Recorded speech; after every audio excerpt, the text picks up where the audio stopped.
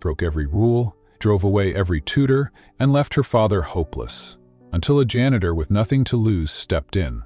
But the moment he achieved the impossible, the millionaire froze, because what he saw in that bond revealed a truth he never expected. Before we dive into this unforgettable journey, tell us in the comments, where are you watching from? If stories about love, sacrifice, and second chances speak to your heart, hit that subscribe button, because tomorrow we're bringing you another powerful story you won't want to miss. Victoria Beaumont was the kind of girl people whispered about long after she passed.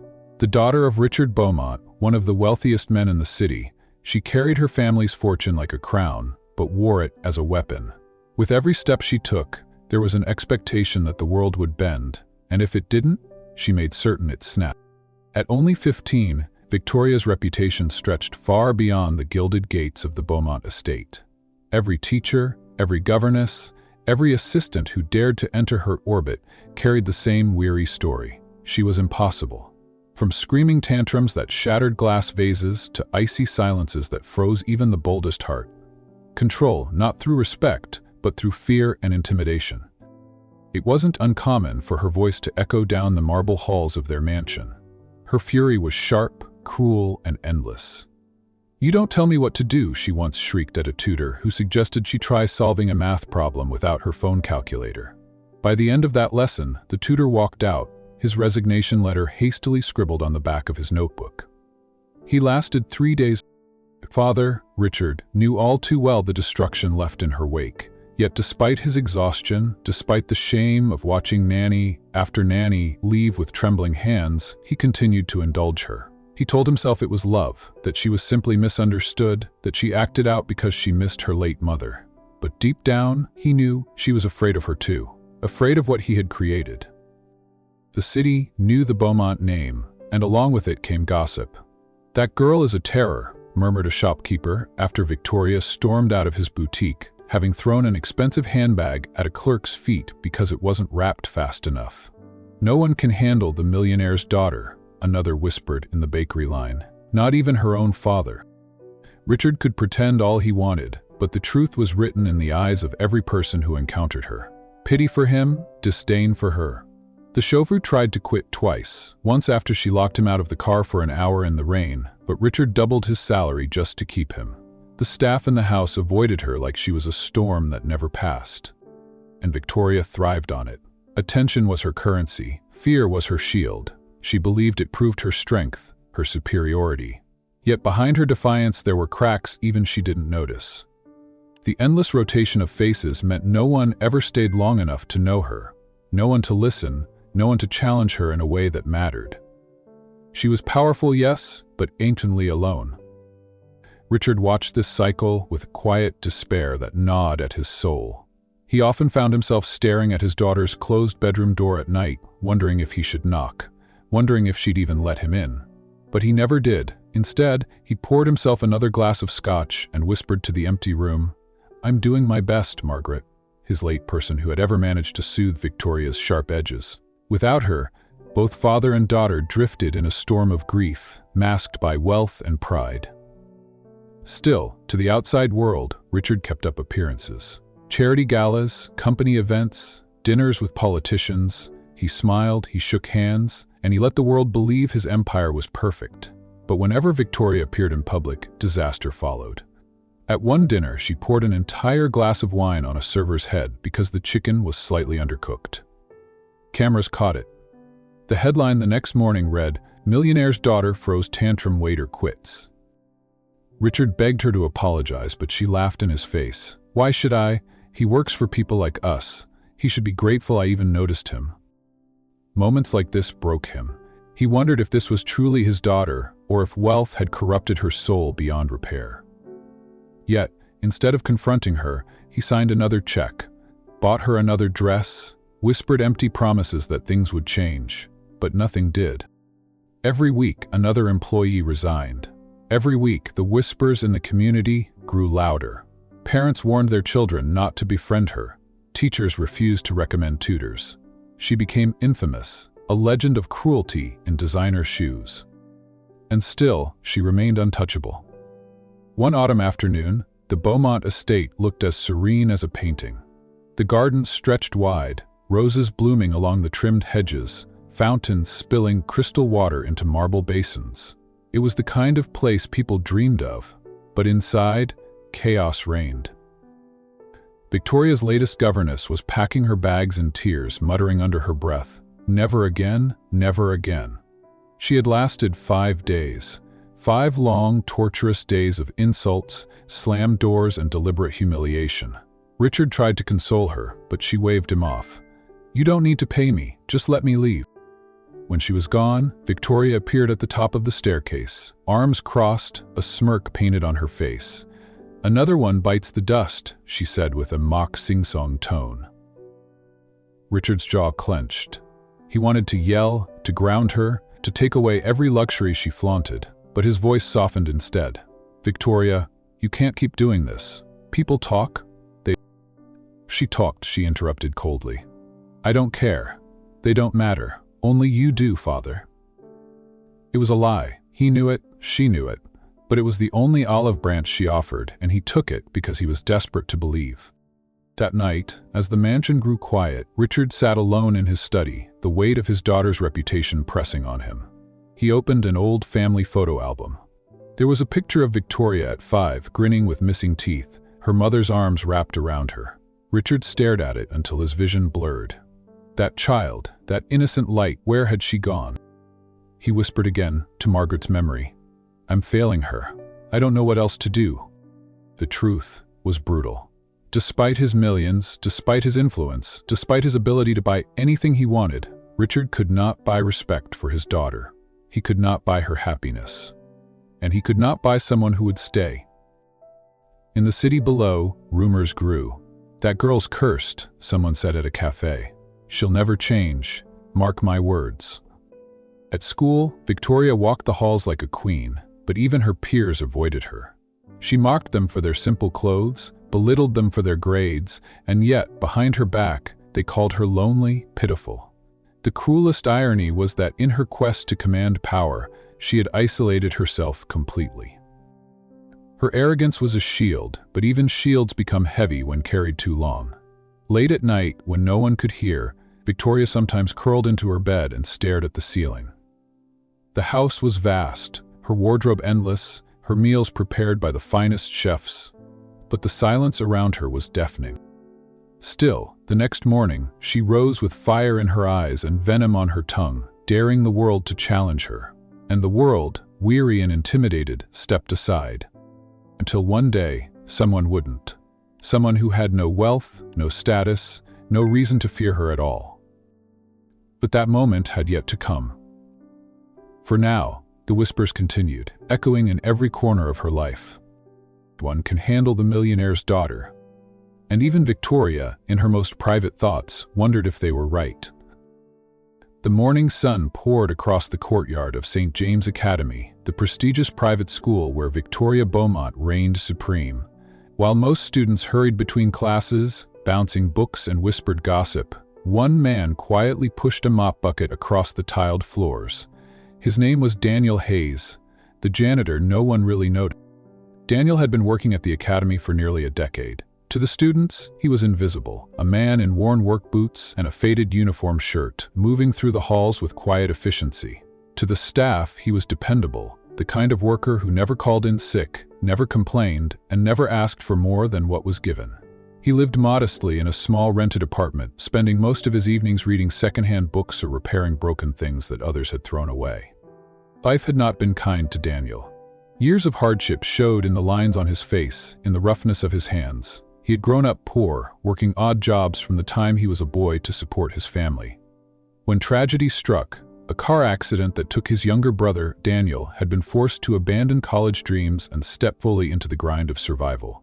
Yet despite all of it, there was a calm about him, a steadiness in the way he moved. He had long ago stopped expecting life to hand him anything. All he had was his work, his dignity, and a quiet pride in doing even the smallest tasks with care. That was enough for him, or at least it had been.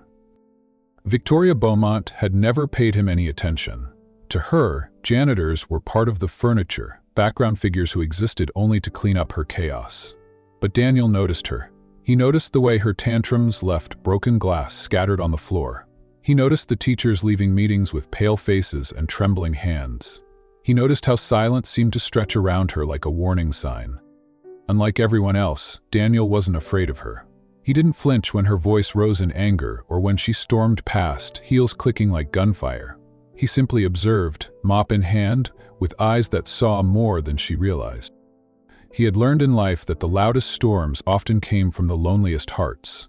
And though he had no reason to involve himself, something in the way Victoria carried herself, so sharp, so fragile beneath the cruelty, stirred a quiet awareness in him. One afternoon, fate made its move. Victoria was having one of her usual outbursts in the hallway. Her father had refused to buy her a limited dish-it necklace, and she decided to make the entire school pay for his denial. Shoving books from a classmate's hands, she laughed cruelly as papers fluttered to the ground. The other students kept their heads down, unwilling to challenge her wrath. But in her fury, she didn't see where she was going. She turned sharply into the East Wing corridor, directly into Daniel's cleaning area. Buckets, rags, and his mop were spread out across the freshly polished floor. "Move this junk," she snapped, her voice echoing off the lockers. "Do you even know who I am?" Daniel, standing calmly at the end of the hallway, met her glare. His face didn't twist in fear or apology. He simply paused, hands resting on the mop handle, and answered in a steady tone. "Bucher, I know who you are, and I also know this floor is wet. Be careful." The silence that followed was deafening.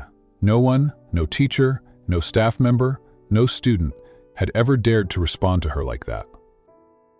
Victoria's cheeks flushed, not from shame, but from shock. She blinked at him as if he had spoken in a language she couldn't understand. "What did you just say to me?" she hissed, stepping closer. Daniel didn't move. "I said the floor is wet. You could slip." His voice remained calm, as if he were commenting on the weather. For a moment, she didn't know what to do. This man, this janitor, was supposed to bow his head, scramble to obey, shrink beneath her shadow like everyone else. Instead, he looked at her with steady, unshaken eyes. She threw her hands in the air and stormed off, muttering insults under her breath. But as she rounded the corner, a strange and unfamiliar feeling gnawed at her. She had been dismissed, not with fear, not with anger, but with calm indifference. And it unsettled her more than she could admit. Over the next few days, Victoria found herself strangely aware of Daniel's presence. He was always there, quietly working in the background, mopping floors, fixing lockers, carrying trash bags to the bins. He never sought attention, never spoke unless spoken to. Yet she noticed the way students greeted him with casual respect, the way teachers nodded in gratitude when he repaired something broken.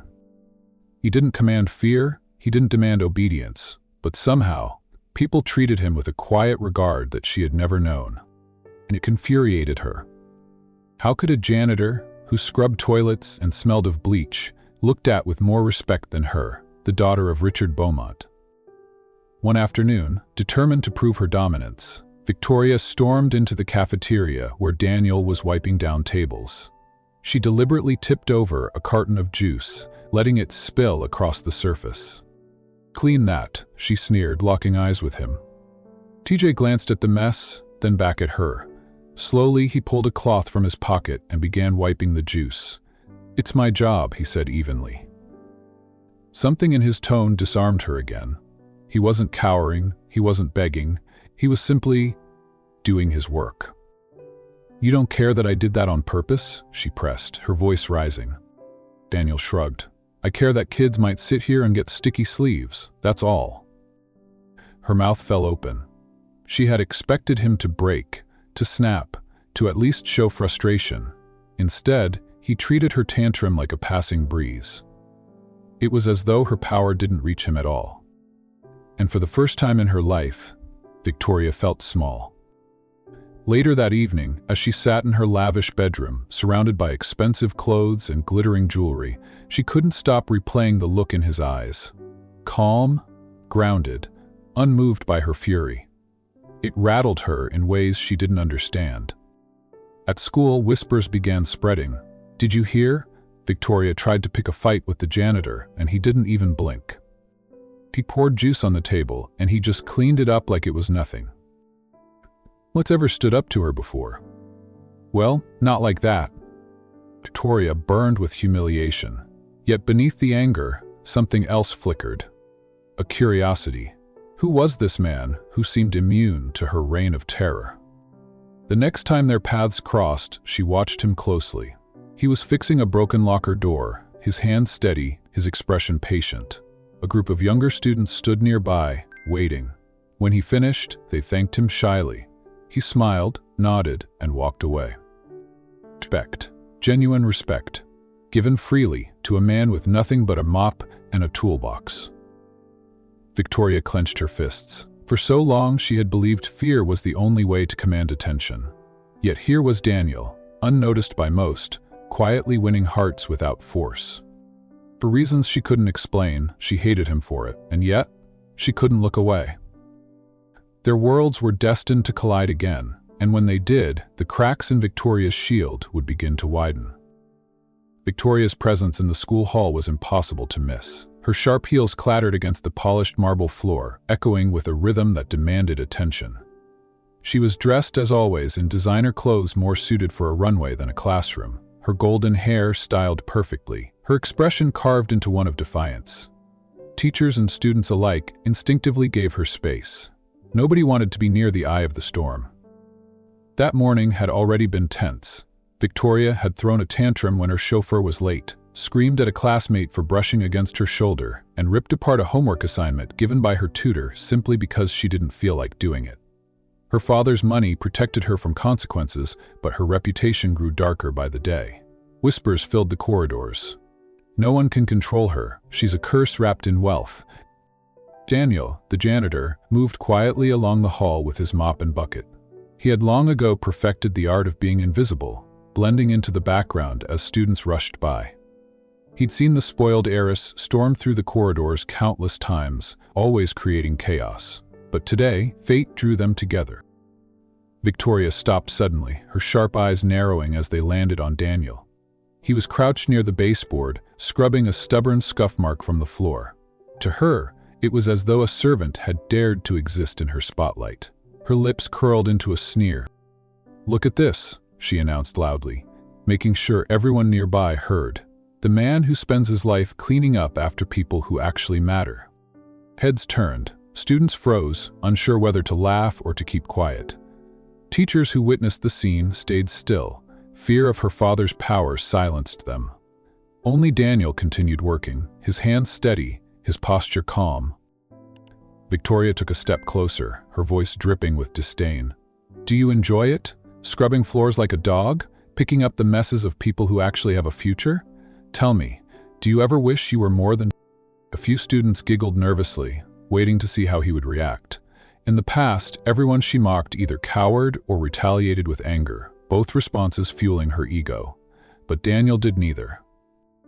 Slowly, he straightened, placing the rag neatly back into the bucket.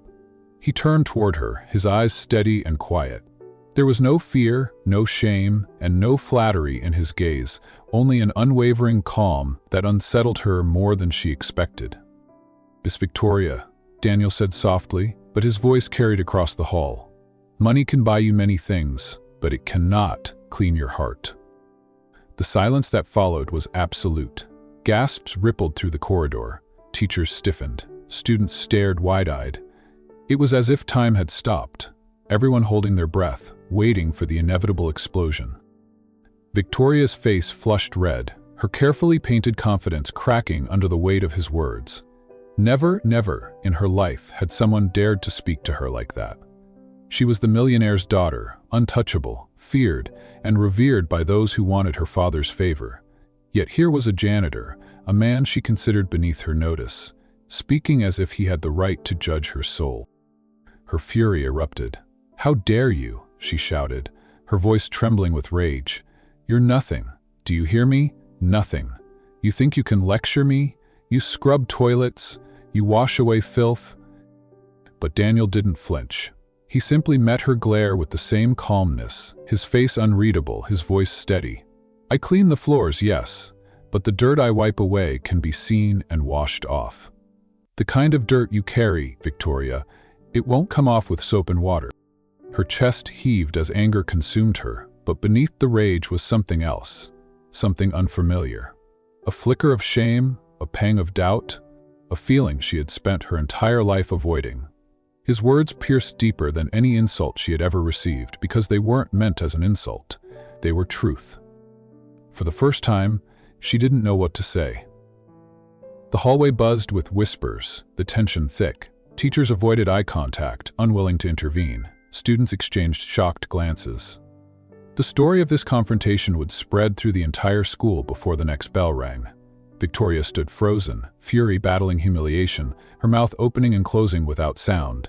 She had built her world on power and fear, but Daniel had not only resisted it, he had dismantled it with a few simple words. Her instinct was to strike back, to lash out until he regretted ever daring to defy her. Yet when she looked at him, calm and unbending, she felt her control slipping. He wasn't mocking her. He wasn't afraid. He wasn't trying to hurt her.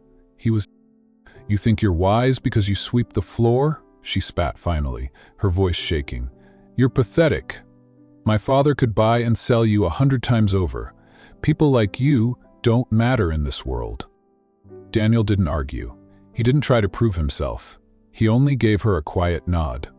"Perhaps, but when the lights go out, when no one is watching, and when all the money in the world can't make you sleep, tell me, do you feel proud of the way you live?" The question struck her like a blade. Pride, that was her shield, her identity, the armor she wore, and yet beneath the designer clothes, the endless indulgence, the constant attention, she had never felt proud.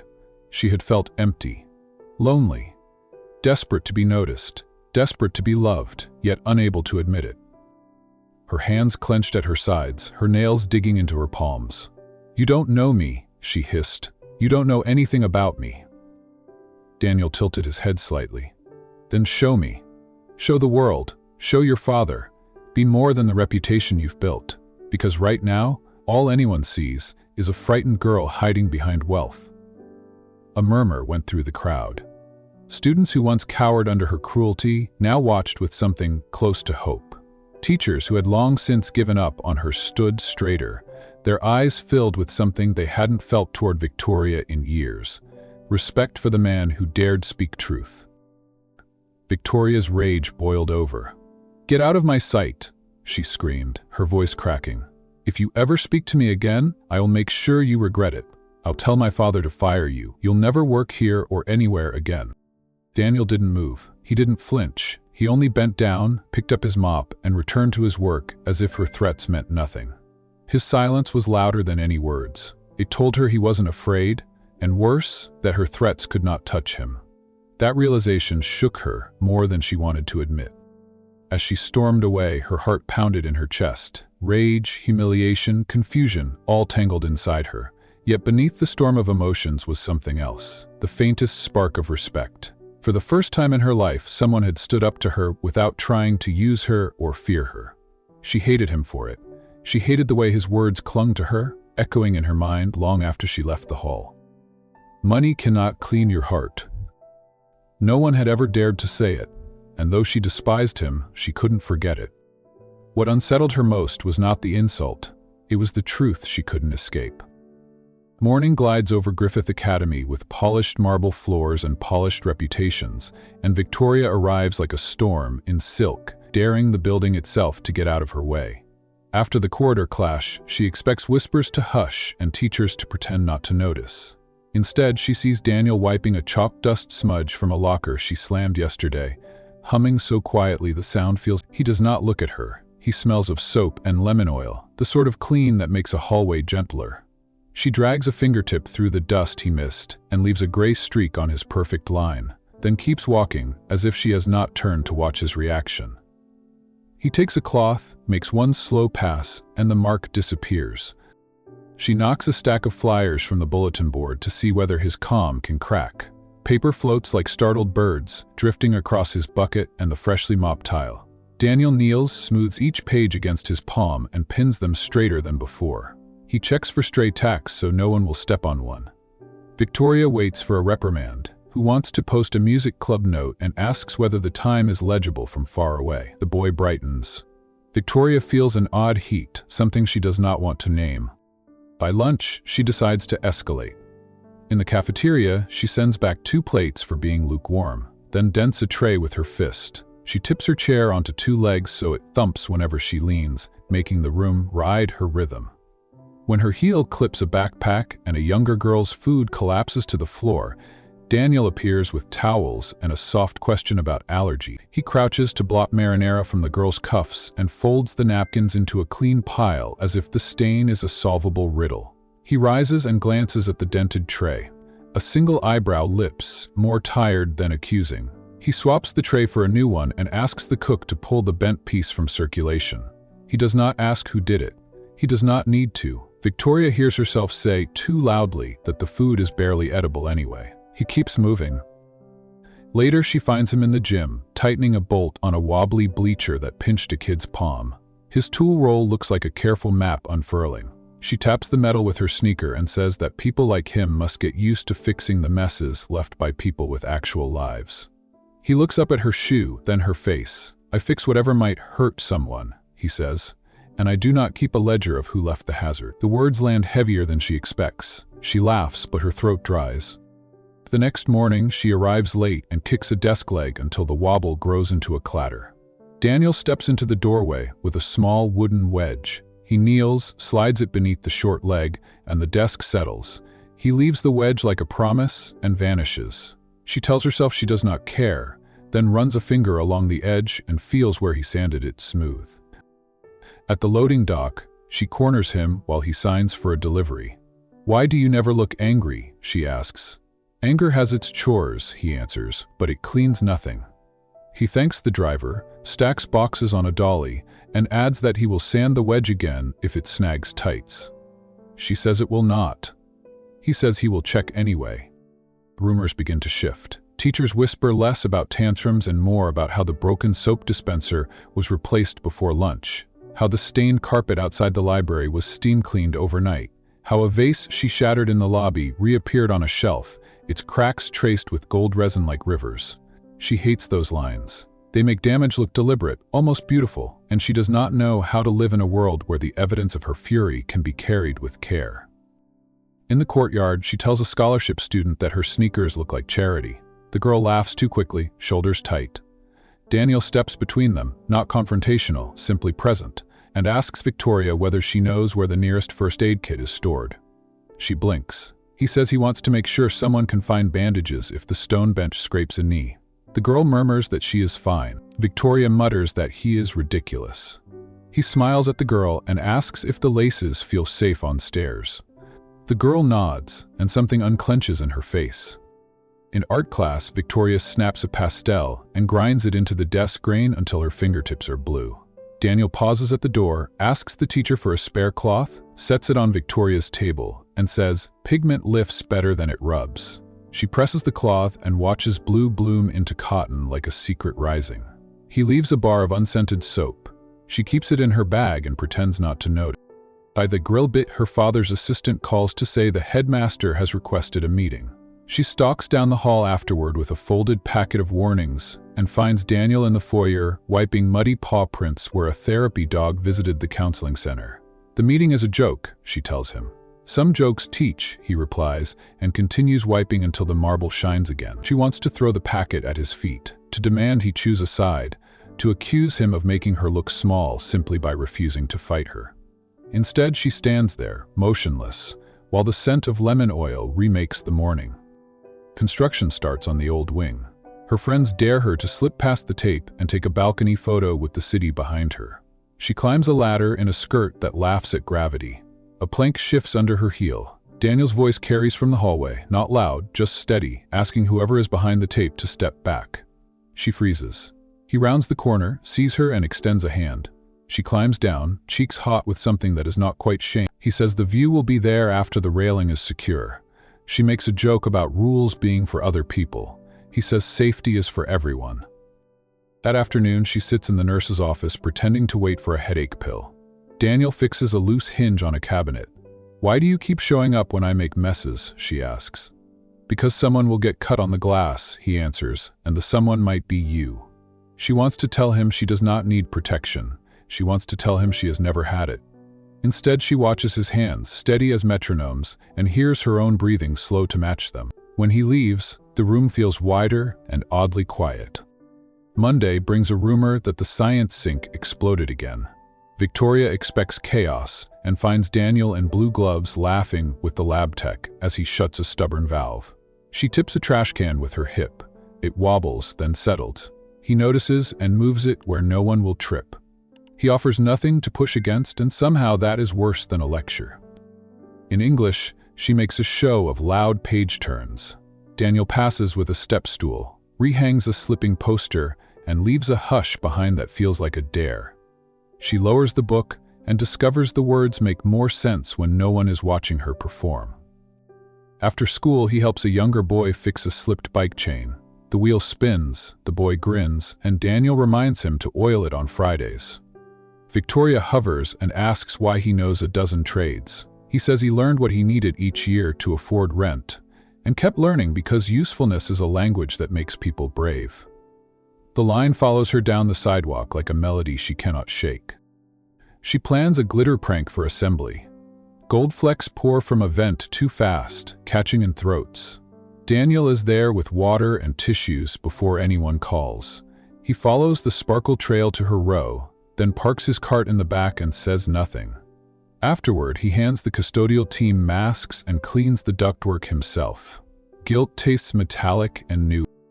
In the library, he coaxes a stuck book cart to roll without a squeal. She asks whether he minds being invisible while others take credit. He says it is easier to fix things when the spotlight is not scalding. She thinks of the vase with gold seams and wonders what it costs to be gentle with fractures. At a fundraiser her father insists she attend. She snaps that the canapes are cardboard and sees a server flinch. Daniel ties a cloth around a sweating pitcher so drips will not reach the amplifier's cables. She watches the tiny care and feels something rearrange inside. She asks the server for another plate and calls the first one perfect. The thanks he gives her is small and enormous. Rain hammers the art hallway. A leak starts. Daniel sets a bucket and strings caution tape. Victoria drags the loop lower to make an obstacle, bouncing on one foot to feel the bucket tremble. A freshman rounds the corner. Daniel shortens the loop without comment and says gently, "That safety is for everyone." She flushes and steps away. In the music room, he tightens the piano bench and wipes dust from the keys. He presses one note, so soft it is almost memory. She asks who taught him. "No one," he says, then adds that his mother hummed while she ironed, and sometimes he tries to find that sound. The answer travels under her defenses like light under a door. The scholarship girl returns a novel late and wilts at the fine. Daniel blames a system glitch and waives the fee, promising to fix the log. Victoria slides a folded bill into the book drop for the library fund. No one sees. She is both disappointed and relieved. A teacher mentions that Daniel volunteers evenings at a community center, fixing lamps and showing kids how to use tools. Victoria laughs, then hears the hollow in the sound. She imagines him bending over a lamp with a child and feels a strange prickle of heat rise at her collarbone. Her father calls to complain about demerits. She almost says the janitor is everywhere and will not let her drown. Instead, she says she is handling it. After the call, she passes Daniel, coiling an extension cord.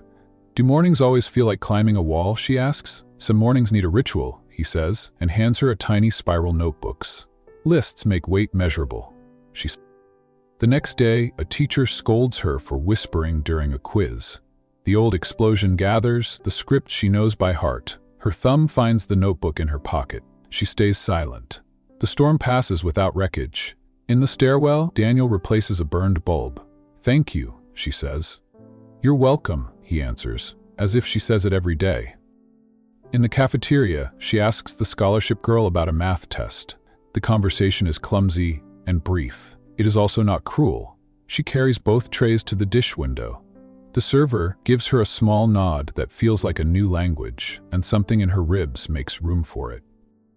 A fire drill sends students onto the lawn. A freshman trips and skins her knee. Victoria kneels, tears a strip from her hem, and presses it to the cut until Daniel arrives with gauze. He swaps her improvised bandage for clean wrap and tells the girl she is brave. He does not mention Victoria's ruined hem. The omission steadies her more than praise would. At dusk, she finds him locking the side gate. Buildings are louder when sorrow echoes inside them, he says, when she cannot find words. They grow quiet again when people do brave things. What is brave, she asks. Showing up without claws, he says. The definition settles like warmth. She arrives early the next morning and takes the second broom from his cart. They sweep leaves from the courtyard bench in parallel lines. He tells her the city planted a new tree because the old roots lifted the walkway and tripped a student last spring. She says the new one looks stubborn. He says stubborn trees make good shade. By lunch, she has snapped once and apologized once. She has shoved a door and then held it. The gestures feel foreign and fierce. Passing the lobby, she pauses at the mended vase and, for the first time, does not hate the gold. She sees a map there, lines that refuse to pretend the fracture never happened. Daniel's quiet strength has begun to translate the room for her, and she is slowly learning its grammar. Late afternoon, her father idles at the curb. The headmaster called about improvement, he says. What changed? She looks toward the doorway, where Daniel lifts a ladder onto a rack, then back at her father. Maybe the building learned a new song, she says. He frowns. She smiles anyway and walks inside, following a breeze she can finally hear. That evening, homeroom throws a birthday surprise for a teacher, and confetti escapes the trash like fireworks. Victoria is halfway to the door when she turns back, picks up a whisk broom from Daniel's cart, and sweeps stray pieces into her palm. He watches her, then pretends to find a scuff on the baseboard so she finishes without an audience. Do you ever get tired of this? She asks, tipping the broom into his pan. I rest when the hallways rest, he says. Trying, she says, quiet as a secret. Trying counts, he answers, and the words open a space in her chest she did not know could hold light. The week began with a heaviness that hung over the school like a cloud swollen with storm. Students moved through the halls with their usual chatter, but every time that Theory appeared, the air seemed to thicken. Her father had reprimanded her again at home, frustrated with the growing list of complaints from teachers, yet unwilling to draw any firm line. He still indulged her whims, and she had woken that morning, furious, feeling both controlled and abandoned. By mid-morning, she was looking for a fight. The trigger came in the form of Emily, a quiet scholarship student who often sat in the back of class. Emily had gotten high marks on an exam that Victoria had barely passed. The teacher had congratulated Emily in front of everyone, which should have been harmless, but for Victoria it was an unforgivable offense. As the class ended, she cornered Emily by the lockers, her voice rising with every word. So you think you're smarter than me just because you live on scraps and get pity grades? Victoria hissed, eyes blazing. Emily shook her head quickly. No, I didn't. Don't lie to me, Victoria shouted, slamming the locker door so hard the metal rang like a gong. Other students froze, unsure whether to intervene. Most of them knew better. Victoria's wrath was legendary, and no one wanted to be the next target. Emily backed away, but Victoria stepped closer, her voice dripping venom. Maybe I should teach you what it means to respect people above you. She raised her hand, not in a casual gesture, but in a way that made it unmistakably clear she was about to strike. Gasps rippled through the hole. Then Daniel appeared. He had been wheeling his cart down the corridor, as he always did at that time of day. He saw the scene unfold, Victoria's trembling fury, Emily's shrinking form, the fear etched across the faces of every witness. Without hesitation, he left the cart and moved between them. His presence was quiet but firm, like a wall of stone that no storm could move. And if Victoria, he said, his voice calm but unyielding. She froze, her raised hand hovering in the air, inches from Daniel's chest. No one had ever dared to stand in front of her like that. Not teachers, not assistants, not even her father when she was in one of her rages. They all backed down. They all let her rule the moment. But Daniel didn't flinch. Her eyes widened, fury sparking like fire meeting oxygen. Get out of my way. This has nothing to do with you. It has everything to do with me, Daniel said. His voice didn't rise, but the steel in it was unmistakable. Because no one deserves to be hurt, just to make you feel powerful. Words struck her like a slap that landed deeper than skin. For a heartbeat, she could only stare. Behind her, Emily slipped away, Daniel subtly shifting to block Victoria's line of sight until the girl was gone. The hall was silent. The students who had gathered couldn't look away. Victoria's face burned, her chest heaving. "You're just a janitor," she spat, her voice shaking. "You think you can tell me what to do?" Daniel met her gaze evenly. "I think anyone can tell you when you're about to cross a line that can't be uncrossed." The words cracked something inside her. No one had ever said it so plainly, so fearlessly. She had lived her whole life wielding the shield of wealth and her father's influence, but here was a man with no power, no status, no reason to risk himself. And yet he had stepped in anyway. The hall felt colder suddenly. Her anger, usually an unshakable weapon, faltered. "You don't understand anything about me," she whispered, but the fire in her voice had dimmed. "I understand more than you think," Daniel said gently. "And I know this isn't who you really are." For a long moment, Victoria didn't move. She could feel the eyes of her classmates burning into her, waiting for the explosion. But instead, something unfamiliar clawed at her chest. Shame. Her arm dropped to her side, heavy as stone. Without another word, she spun and stormed down the hall, her heels echoing against the tile like thunder. But her mind wasn't racing with triumph as it usually did after a scene. Instead, she couldn't stop seeing Daniel's face, calm, unwavering, unafraid. That night, Victoria tossed in her bed, replaying the moment in a loop. She remembered the look in Emily's eyes, the way she had trembled, the relief when Daniel stepped in. And she remembered Daniel's words, "This isn't who you really are." No one had ever said that to her. People called her spoiled, cruel, impossible, but no one suggested she could be anything else. The idea unsettled her, rattled her in ways she didn't want to admit. Next day, whispers ran through the school like wildfire. Everyone had seen it. Everyone had watched Victoria Blackwood nearly hit someone. And Daniel, the janitor, had been the one to stop her. Some students whispered with awe. Others mocked her quietly when they thought she wasn't listening. For the first time, she wasn't feared. She was pitied. It made her blood boil. But beneath the anger was something worse, the hollow ache of knowing they were right. When she saw Daniel again, he was fixing a broken lock on a classroom door. She lingered in the hallway, her pride warring with an unfamiliar urge to say something. Finally, she snapped, "Do you feel like a hero now? Everyone thinks you're some saint because you stopped me." Daniel didn't even look up from the lock. "I'm not a hero, Victoria. I just didn't want anyone to get hurt." Her throat tightened. "Why would you care? You don't even know her." Now he did look at her, his eyes steady. "Because caring doesn't need a reason." The words were simple, but they pierced deeper than she expected. She turned and walked away, but they followed her, echoing louder than her heels. The days that followed were restless ones. Victoria lashed out less often, but not out of newfound discipline. It was because every time she raised her voice, she remembered Daniel, stepping between her and Emily. She remembered the calmness in his eyes, the way he stood there not out of fear or obligation, but because it was right. And every time, the fury inside her crumbled just a little more. Her father noticed. "You're quieter these days," he remarked one evening at dinner. "Finally learning some respect?" She wanted to argue, but the truth was she didn't have an answer. Respect wasn't something she had ever considered, but Daniel's words made her wonder if she had been living behind a wall of noise, too afraid to face the silence. The breaking point came when she overheard Emily talking to a friend in the courtyard.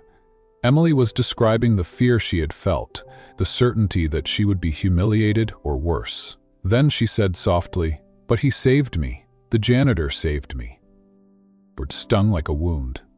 Victoria had always been the center of attention, the one people whispered about, but now she was the villain in someone else's story, and Daniel was the protector. That night, for the first time in her life, Victoria cried. Not tears of anger, not manipulative sobs designed to get her way, but raw tears of confusion and regret. She hated it. She hated how weak it made her feel, and yet, deep down, it was the first time she had truly seen herself clearly. Her facade, The shield of arrogance she had carried for years had cracked. The next morning, she saw Daniel cleaning near the stairwell. She stopped, unsure of what to say, her throat dry. Finally, she whispered, "Thank you." Daniel looked at her, and for the first time she saw not pity or judgment, but quiet acknowledgement. He nodded, then returned to his work. It wasn't forgiveness, it wasn't a resolution, but for Victoria, it was the first fragile step toward something she had never known: change. The confrontation in the hallway still lingered like an echo in the school, but it was not only the students who carried the memory with them. Victoria's father, Edward Blackwood, had been called in once more to address his daughter's behavior. He arrived expecting another weary discussion with teachers and staff, ready to smooth over the damage with his wealth as he had always done. What he hadn't expected was to witness the aftermath himself. He had stepped into the corridor just as Daniel had stood firm, the janitor's calm voice carrying through the hall.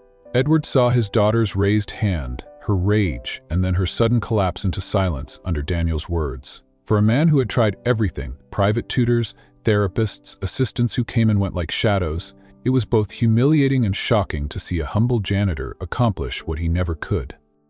That evening, at home, Edward sat across the grand dining table from Victoria. She pushed her food around her plate, lips pressed in a tight line. He sighed, the weight of exhaustion heavy in his voice. "Victoria, I don't know what else to do with you. I give you everything, and still it's not enough. Why do you insist on humiliating this family?" The words hit her harder than he realized. For years, she had fought for his attention, for his approval, but all he ever saw was her rebellion, her chaos. She slammed her fork down. "You don't understand me. You never have." Edward opened his mouth to reply, but before he could, Victoria pushed back from the table and stormed upstairs, her footsteps pounding like a drumbeat of defiance. Later, alone in her room, she curled up against her pillows, trembling not with anger this time, but with something she hadn't allowed herself to feel: despair. The memory of Daniel's steady eyes haunted her. When he told her this wasn't who she was, it had planted something inside her she couldn't shake. For the first time, she wondered if maybe she had been hiding behind her tantrums all along, afraid that if she stopped, no one would even notice her. The next day, fate pushed the three of them together again. Victoria had another outburst at school, not violent this time, but loud enough to draw attention. She shouted at a teacher who dared to tell her to sit down. When she stormed into the hall, she found herself face to face with her father, who had arrived earlier than expected for a meeting. Standing just behind him was Daniel, mobbing near the stairwell. "Victoria," Edward said sharply. "Enough of this behavior." His voice was stern, but his eyes betrayed fatigue more than conviction. She crossed her arms, her chin tilted defiantly. "Why should I care what you think? You're never here anyway." The words slipped out before she could stop them, raw and unfiltered. Edward froze, caught off guard. For a moment, he looked like a man who had been stripped of all his shields. Daniel stopped his work, quietly watching the exchange. Victoria's voice cracked, as the fury dissolved into something else entirely. "You think buying me things makes up for never caring. Do you know what it's like to feel invisible in your own house? To know that the only way anyone looks at me is when I scream?" Her father's expression faltered. He opened his mouth but found no words. And then, for the first time in public, Victoria cried. Tears streamed down her face, shocking the students who had gathered nearby. She had always been the untouchable heiress, armored with cruelty and pride, but now the mask had shattered. She wasn't a monster. She was a broken girl, starved for affection she had never received. Edward stood, frozen, but Daniel stepped forward. His voice was steady, neither pitying nor harsh. "Victoria?" She looked at him through blurred eyes, expecting him to mock her, to remind her that she was weak. Instead, he simply said, "You don't need to scream for someone to see you. Not everyone who looks at you will turn away." The words struck deeper than any reprimand. For a moment, she wanted to collapse, to let go of all the anger she had clung to for so long. Her father watched, bewildered. You've never said this to me before," he muttered softly, as if realizing only now how much he had missed. Victoria's sobs quieted into shaky breaths. She whispered, "You never asked." Daniel stood silent, letting the weight of her words fill the hall. Then, Gently but firmly, he said, "Respect, Victoria. That's what you want. But respect isn't given because of money or power. It's earned by how you treat people and by how you allow yourself to be treated." The crowd of students, sensing the gravity of the moment, slipped away one by one until only the three of them remained. Edward, for the first time in years, felt something like shame. He realized he had been so consumed with business, with appearances, with his empire, that he had neglected the one person who needed him most. Victoria wiped her cheeks with trembling hands, her arrogance stripped away. "So what do I do now?" she asked, her voice fragile, almost childlike. Daniel didn't give her an easy answer. "You start small. You listen. You stop trying to control through fear. And you decide what kind of person you want to be, not just what kind of daughter you are expected to be." Chest rose and fell as she absorbed the words. For the first time, she felt something shift inside her. Not the hollow rush of power from making others bow, but the heavy, unfamiliar stirrings of truth. The silence stretched in the hallway, broken only by the sound of Victoria's uneven breaths.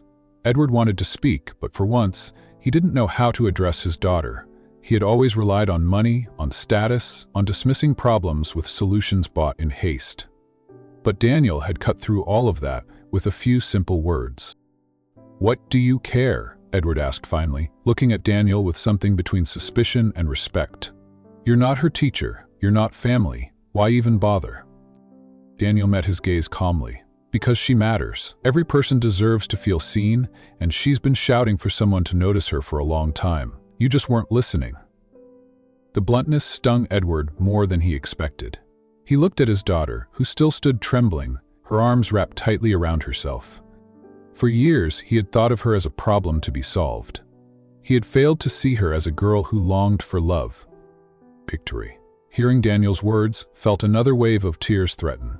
She had always masked her pain with arrogance, convinced that no one would ever look past her tantrums. But here was a man with nothing. No wealth, no power, no reason to risk himself, and yet he saw her. She whispered, barely audible, "I don't know how to be anything else." Daniel's expression softened, but his voice carried its usual steady conviction. "Then learn. Change isn't easy, but it's possible. You're not trapped in who you've been. You choose who you'll become." The words hit her like a lifeline thrown into stormy waters. For the first time, she believed it might be true. Edward finally stepped closer, his hand hovering awkwardly before resting on her shoulder. "Victoria," he said quietly, "I should have been there for you. I thought providing was enough, but I see now it wasn't. I failed you." The admission startled her more than any reprimand ever had. Her father never admitted fault. She blinked at him, searching his face, and for the first time, she saw sincerity. She collapsed into his chest, sobbing like the little girl she had buried long ago. Edward wrapped his arms around her, tentative at first, then tighter as the weight of his mistakes pressed down on him. Daniel quietly stepped back, giving them space. He knew this was their moment, not his. But his words lingered in the air, like a promise. That transformation was not beyond her reach. In the days that followed, the change was subtle but real.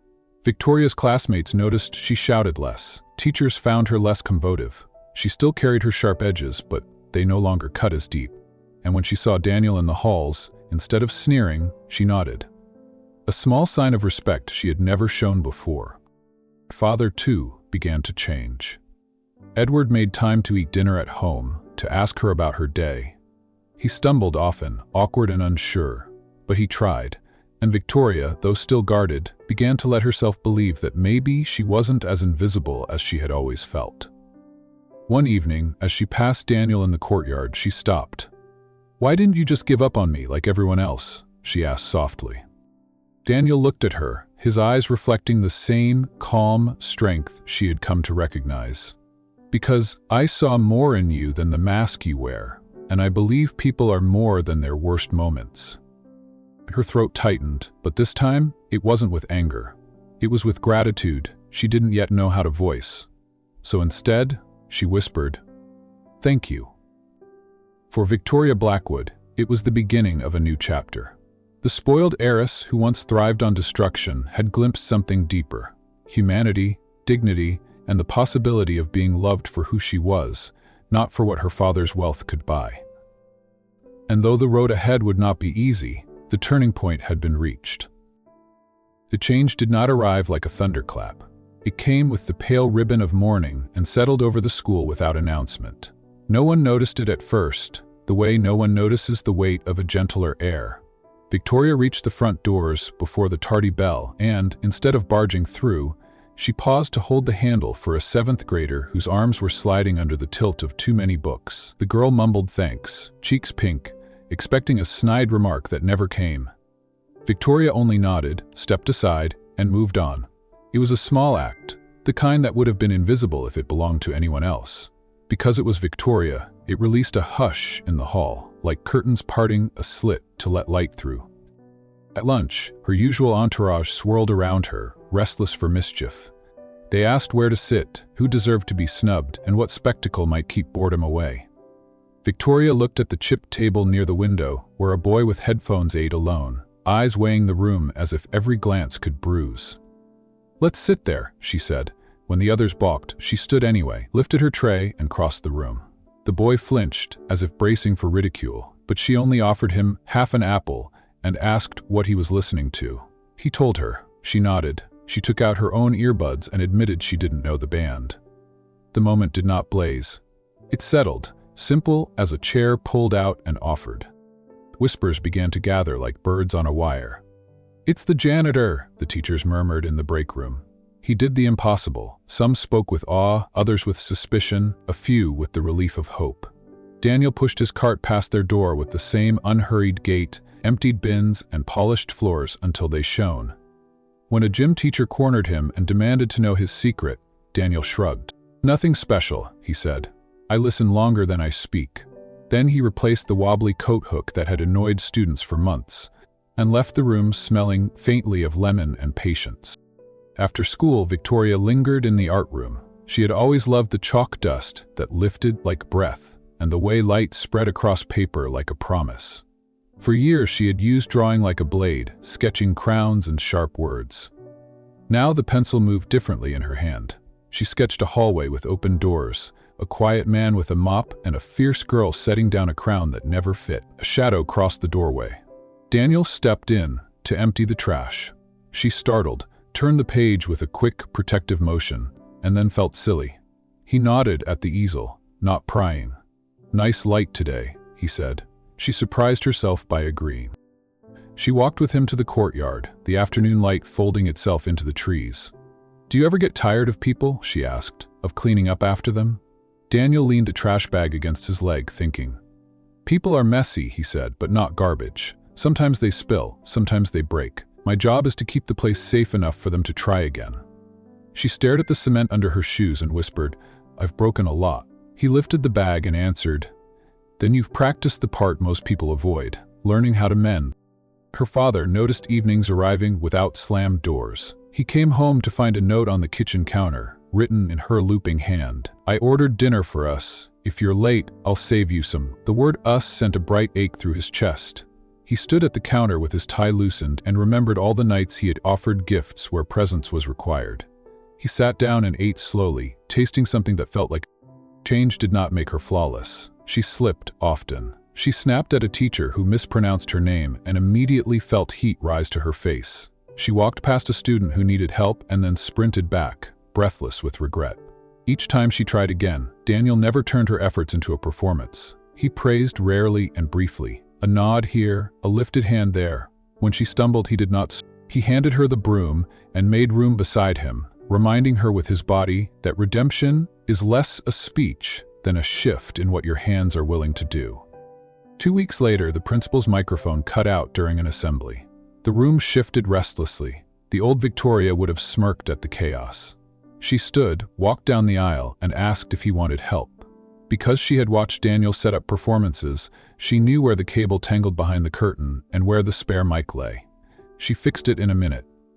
The principal stared as if a locked door had opened by itself. "Thank you," he said, once, twice, and again afterward in the hall. Outside the auditorium, a vending machine swallowed $1 and refused to spit out a soda. A freshman stood there with wet eyes. dignity leaking away with each slap of her palm against metal. Victoria leaned her shoulder against the machine and coaxed, then wrestled, until a can clattered into the tray. She did not pose like a hero. She handed the can to the girl and said, "This thing is stubborn." The girl sniffed and replied, "So are you," and for the first time sounded like praise. That afternoon, a paper airplane glided from the second-floor balcony and landed at her feet, its folds crisp and sure. She looked up to find a cluster of younger students peering over the railing. She launched the plane back. It curved, caught a friendly draft, and drifted down near Daniel's mop bucket. He stepped aside with a small flourish as if granting runway clearance. The kids whooped. Victoria laughed. The sound surprised her with its softness. Dormers kept their pace. Some students insisted she was angling for attention, others said she had found religion. She did not offer speeches in response. She saved her explanations for those she had hurt. One by one she found them and said the hard words carefully. "I was cruel. I'm sorry. I'm changing. Tell me what would make this right." Sometimes they asked for distance. Sometimes they shrugged. Sometimes they invited her back into their circles with cautious smiles. She learned that humility has a different temperature than shame, warmer and far more useful. On Friday, the art teacher announced a mural for the long wall behind the gym and asked for volunteers. A month earlier, Victoria would have mocked the idea or hijacked it for attention. She raised her hand. "I can organize," she said. The room tilted. Daniel passed the door with a box of light bulbs, and the hint of a smile traveled with him like a secret folded into his. Over the weekend, she asked her father to walk with her. They crossed familiar streets in a silence that did not pinch. She spoke about the mural, about the apple she had shared, about the choice to breathe instead of bite. Edward listened with his hands deep in his coat pockets. Twice he began to give advice and caught himself switching to questions. On the porch, she stopped him. "I don't need you to buy this better," she said. "I need you to show up." He nodded, throat tight. "Then I'll be there." Monday arrived bright and clean. Victoria stood by the brick wall with a clipboard and a box of chalk. Students approached, some skeptical, some eager. She assigned tasks and stepped back to let others lead. When paint spilled, she knelt and wiped it without complaint. When tempers rose over space and color, she asked each person to describe the picture they held in their head. The wall began to bloom with linked hands, a skyline, a small figure pushing a broom under a scatter of stars. Around noon, Daniel came by to replace a fluorescent tube over the back door. He paused, watching the colors stitch themselves together. Victoria lifted a chalk-dusted hand in greeting and returned to negotiating cloud shapes. When the new light clicked on, even the sunlit courtyard seemed to brighten. Someone started clapping. Daniel lifted the old tube like a baton and offered a simple bow. Laughter followed him down the walkway and stayed there long after he had turned the corner. During the study hall, she sat in the library and helped a classmate with geometry, even though math had never been her strong suit. She didn't pretend to have all the answers. She asked questions until the solution revealed itself. The classmate left smiling, and Victoria sat there a minute longer, surprised by the quiet warmth in her chest. Power felt different this way. Less like a spotlight, more like a lamp set on a table between two people, making the teachers adjusted too. Mrs. Patel, who had braced herself for near-daily battles, began leaving small, sticky notes on Victoria's desk. "Thank you for your patience today. Your comment helped someone speak. I noticed you waited before answering." They were not grand gestures, but they built a lattice inside Victoria where something fragile and alive could climb. Steve's eyes narrowed at that. Daniel kept showing up in the background of her days. He replaced a broken hinge, and she held the door steady without being asked. He hauled a ladder down the hall, and she called ahead to move backpacks so he wouldn't trip. He scrubbed muddy footprints from the entryway after a rainy lunch, and she stood beside him, handing paper towels to students who wanted to help. He never told her what to do. He simply worked beside her until the shape of doing good became obvious. News of the shift reached Edward's circles. At a dinner with investors, someone joked that the Blackwood girl had finally been tamed. Edward set his fork down and said quietly, "She wasn't tamed, she was met." The table fell silent, then changed the subject. He left early and drove past the school in the dark, parking by the field to look at the mural. In the glow of the security lights, he could see the tiny figure with the starry broom. He took a picture and, for the first time in years, sent his daughter a message that did not include instructions. The next morning, Victoria found the message and sat very still on the edge of her bed. She wrote back, simple and honest. "Thanks for seeing me." She took a deep breath and went to school. A storm rolled in that afternoon, pinstriping the windows with rain. The art teacher looked at the sky and said the paint might run. Victoria gathered a handful of students and a stack of plastic tarps. They sprinted into the downpour, slipping and laughing, and covered the mural like a team saving a boat in rough water. Daniel arrived with extra clips for the tarps, his hair beaded with rain. He passed the clamps without commentary and braced the ladder with his foot while she reached to secure the last corner. When they were done, they stood together under the dripping eaves, breathing hard and smiling like conspirators who had stolen back something precious. That evening, she visited the library again, not to apologize this time, but to ask for a recommendation. The librarian lit up and handed her a book on community projects. Victoria took it home, read until past midnight, and wrote notes in the margins of a notebook titled, "Ideas That Help." The list grew: peer tutoring, a student welcome committee, a way to organize lockers so no one's stuff fell out. She circled the last item twice and drew a tiny wrench next to it, smiling at the thought of Daniel's toolbox. The next day, she tracked down a shy freshman who loved spreadsheets and asked if he would help design a sign-up board. He looked terrified at first, then fascinated. They spent lunch building columns and rows, color-coding them, laughing at the thrill of making order out of chaos. When they taped the finished chart to the hallway wall, students stopped to read it. Within an hour, every slot for mural maintenance and tutoring help had a name beside it. A journalist from the local paper caught wind of the story and arrived with a camera. He asked to photograph the wall and to interview the student leader. Victoria could feel the old impulse to pose, to own the narrative. Then she looked at Daniel, hauling a trash bag toward the service door, at the freshman straightening the sign-up sheet, at Mrs. Patel watching with her hands clasped like a prayer. She shook her head and said, "It's not just me. If you write about this, write about all of us." The journalist nodded, pen slowing, as if he had stumbled onto an answer he hadn't expected to need. In the article that ran on Sunday, a single line grew legs. Teachers whisper, "It was the janitor who did the impossible." Families clipped the quote and pinned it to refrigerators. The principal read it at the staff meeting and stared at the carpet for a long time. Daniel heard about the article secondhand and only said, "Impossible is just what we say before we try." Father made good on his promise, showing up to the school on a Saturday to help repaint the cafeteria benches. He wore old jeans and an even older college sweatshirt. When a rusted screw refused to budge, Daniel crouched beside him with 2 screwdrivers and a gentle suggestion. Edward laughed, followed the advice, and the screw surrendered. The 3 of them, billionaire, janitor, and once unruly daughter, worked until their hands were speckled with paint and their backs ached, and none of them would have traded the ache for any comfort money could have bought. The mural unveiling drew a crowd. Students stood shoulder to shoulder. Teachers lined the back, some with damp eyes. The principal gave a short speech that, for once, landed. He invited Victoria to speak. She stepped forward, palms damp, heartbeat loud.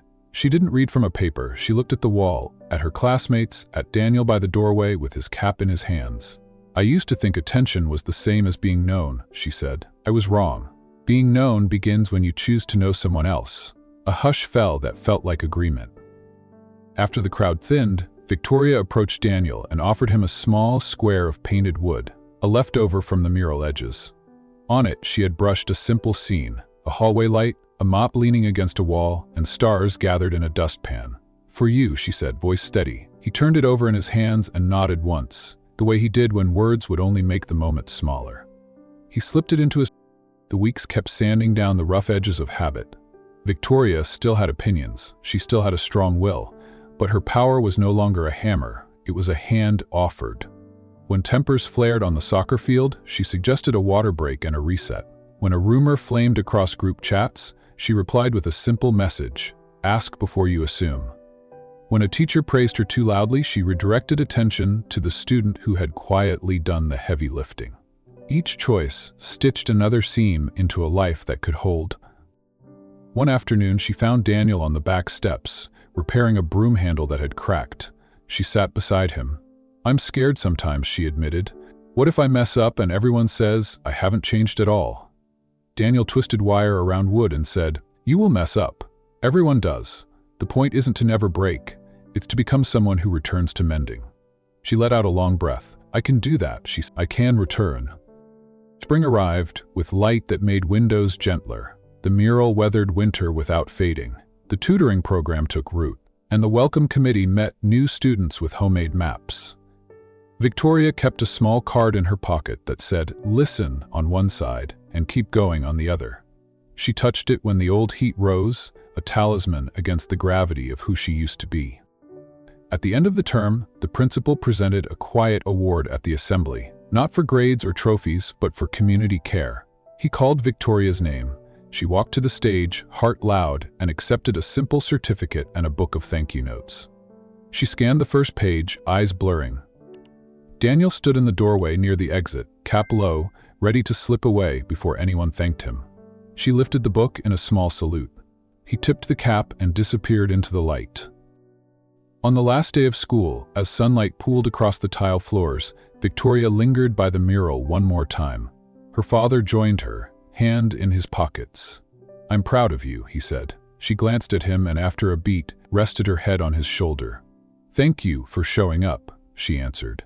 Across the field, Daniel wheeled his cart toward the service gate, the painted square safe in his. The wall glowed behind them, a record of hands that had learned how to heal by working together. Edward Blackwood had hosted countless dinners in his mansion, gatherings of politicians, investors, and magnates who measured their value in the weight of gold cufflinks and the height of their glass towers. Yet none of those grand evenings carried the same gravity as the quiet meal he prepared for this night. For the first time, his invitation was not extended to a man of wealth or reputation, but to the janitor, whose quiet patience had achieved what money and authority could not. The chandelier cast a warm glow over the dining room, softening the marble and gold into something almost homely. Victoria moved nervously between the chairs, helping the house staff lay out cutlery and glasses. In her younger days, she would have thrown tantrums about being asked to help, her voice sharp as broken crystal. Tonight, she moved willingly, her fingers steady, her eyes bright with a kind of anticipation even she could not name. Her father glanced at her as she adjusted a napkin. "You don't have to do all this," he said softly. "The staff can manage." She shook her head, smoothing the fold of the linen. "I want to." The answer lingered in the air, unfamiliar but welcome. Edward studied her for a moment, then let it rest. When the knock finally echoed through the great entryway, Victoria's heart fluttered in her chest. She hurried forward before the butler could open the door. Standing there, framed in the tall doorway, was Daniel, still in his modest jacket, his cap clutched in his hands. He looked out of place against the opulent arches, yet he stood as if he belonged nowhere else but exactly where he was. "Mr. Blackwood," he said with quiet respect. "Samuel," Edward replied, stepping forward, his voice steady. "Tonight, you're not here as an employee. You're here as an honored guest." Victoria smiled shyly from behind her father. "Welcome," she whispered. Daniel inclined his head, and for the first time, Victoria thought she saw a flicker of hesitation in him. Not fear, not discomfort, but humility, so deeply ingrained it almost resisted recognition. The dinner began, not with the stiff formality of Edward's usual affairs, but with a warmth that surprised them all. Conversation drifted between them like a river finding new channels. Edward asked about Daniel's childhood, and for the first time, Victoria heard fragments of the life he rarely spoke of. A small-town mother who worked 3 jobs, a father who left early and never returned, the years of learning to survive on little but hard work and stubborn will. Victoria listened as if each word were a thread, weaving together a portrait she had never imagined. She realized she had once mocked him for being just a janitor, without understanding the depth of his strength. Every hardship had shaped him, but none had made him bitter. Instead, they had carved into him the patience and humility that had changed her life. When dessert arrived, Edward set his fork down and cleared his throat. The weight in his voice made Victoria look up quickly. "Daniel," he said, "I owe you more than thanks. I have built an empire with wealth and contracts, but all of it failed to give me what truly mattered. My daughter. You gave me back what I thought I had lost forever. You did the impossible, not by force, not by wealth, but by being the man you are." The room fell into silence. Daniel lowered his eyes, uncomfortable with praise that felt too grand. "I only did what anyone should do," he murmured. Edward shook his head firmly. "No, You did what no one else could. For that, you will always have my respect." Victoria blinked quickly, fighting the sting in her eyes. She reached across the table, her hand brushing Daniel's for the briefest moment. "He's right," she whispered. "Thank you for not giving up on me when everyone else did." Daniel looked at her then, his gaze steady and kind. "You were never impossible, Victoria, just waiting for someone to see past the noise." Her lips trembled into a smile, and for the first time in years she felt weight lift from her chest. After dinner, when the staff cleared the plates and the candles burned low, Victoria rose and asked Daniel to walk with her. They moved through the mansion's echoing halls, past portraits of stern ancestors and glittering displays of wealth. She stopped in a quiet corridor lined with tall windows, where moonlight pooled across the polished house. She began, her voice soft. "It used to feel like a prison. Every wall reminded me of rules, of expectations, of people I could never please. But tonight feels different. Maybe because you're here." Daniel said nothing, but his presence was answer enough. She glanced around, then reached for the broom resting against the corner, a tool forgotten by the staff after the evening's rush. She held it out to him, her eyes glimmering with a quiet determination. "Teach me," she said simply. His brow furrowed. "Teach you what?" "To do what you do," she replied. "Not just clean floors, but clean hearts. Start small, right? Show me." For a long moment he stared at her, then a slow smile curved his lips. He took the broom, placed it gently in her hands, and guided her fingers along the wooden handle. Step by step, he showed her how to sweep, how to move with rhythm and patience, how to see the work not as a chore, but as care for the space around her. Side by side, the millionaire's daughter and the janitor moved down the hallway, the sound of bristles soft against marble. To anyone watching, it might have seemed absurd, a girl who once demanded everything now humbling herself with the simplest of tasks. But to Victoria, it felt like freedom. Each stroke of the broom was a choice, a declaration that she no longer measured her worth in arrogance or wealth, but in the quiet dignity of work. Her father watched from the end of the hall, his chest heavy with emotion. He had never imagined this scene, his daughter choosing humility, his employee becoming her guide. For once, he did not speak. He let the moment stand, glowing like a lantern in the dark. When they finished, Daniel leaned on the broom and nodded. "It's not about the floor," he said. "It's about respect. For the place, for the people, for yourself." Victoria nodded, her eyes shining. "Then I'll keep practicing, every day." And for the first time, she truly meant it. The following weeks carried the echo of that moment into every corner of Victoria's life.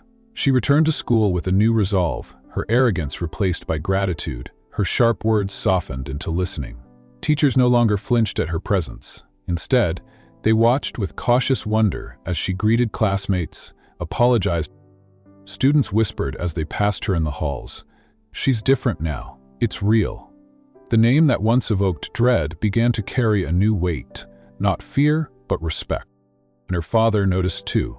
He came home each evening to find her engaged in projects, reading books on empathy or planning ways to give back. She asked him about his business not to boast, but to learn how it could help people instead of only profit.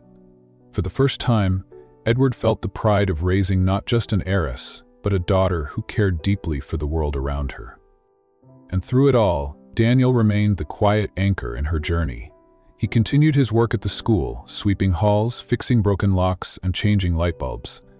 But now, when Victoria passed him, she no longer saw just a janitor. She saw the man who had taught her the meaning of strength. She often stopped to help, picking up trash, holding ladders, or simply listening as he spoke in his calm, measured way. One afternoon, as she knelt beside him to tighten a loose bolt on a desk, a group of students walked by, their eyes wide. "Victoria Blackwood is helping the janitor?" one whispered. She glanced up, her expression steady. "I'm learning from the best," she said. The words rippled through the room, silencing any lingering doubts. Her father decided it was time for the world beyond the school to see the truth. He invited reporters, investors, and community leaders to a small event at the mansion. A gathering not to flaunt wealth, but to honor integrity. Standing before the assembled crowd, Edward spoke with a conviction that surprised even himself. "Tonight," he said, "I want to thank someone who has done more for my family than any fortune ever could. A man who reminded me of except in strength is not in power or wealth, but in patience, humility, and integrity. Daniel, please join us." Gasps rippled through the room as the humble janitor stepped forward. For a moment, he seemed dwarfed by the grandeur of the hall and the glittering eyes fixed on him. But when Victoria moved beside him, standing proudly at his side, the image shifted. No longer did he look out of place. He looked exactly where he was meant to be. The applause that followed was not polite, it was thunderous, heartfelt, breaking down the walls of status that had kept men like Daniel invisible for so long. When the crowd quieted, Victoria took the microphone. Her voice trembled at first, but then steadied. "I used to believe respect could be demanded. I thought wealth gave me the right to treat others however I pleased, but Daniel showed me I was wrong. He taught me that respect is something you earn. By listening, by serving, by caring. I will spend the rest of my life proving that lesson true." Tears shimmered in her eyes as she turned to him. "Thank you, Daniel, for saving me from myself." The crowd rose again, moved not by spectacle, but by sincerity. Later that night, when the guests had gone and the mansion stood quiet again, Victoria found Daniel in the hallway where it had all begun. The broom leaned against the wall, waiting. She picked it up and offered it to him with a smile. "Shall we?" she asked. He chuckled softly, then took his place beside her. Together, they swept the long corridor, their movements steady and unhurried. The moonlight streamed through the windows, painting silver across the floor. Edward watched once more from a distance, his heart full. He knew this moment was not about wealth or grandeur. It was about redemption, about the daughter who had found her humanity, and the man who had given it back to her. When they finished, Victoria leaned the broom against the wall and turned to Daniel. "I'll never forget this," she said. "Not the sweeping, not the lessons, not you." Daniel smiled. "That's all I could ask." And in that quiet hallway, where arrogance had once echoed, only respect remained. The story closed not with triumph, but with truth, that the greatest power is not money or pride, but the humility to change and the integrity to guide others gently toward the light.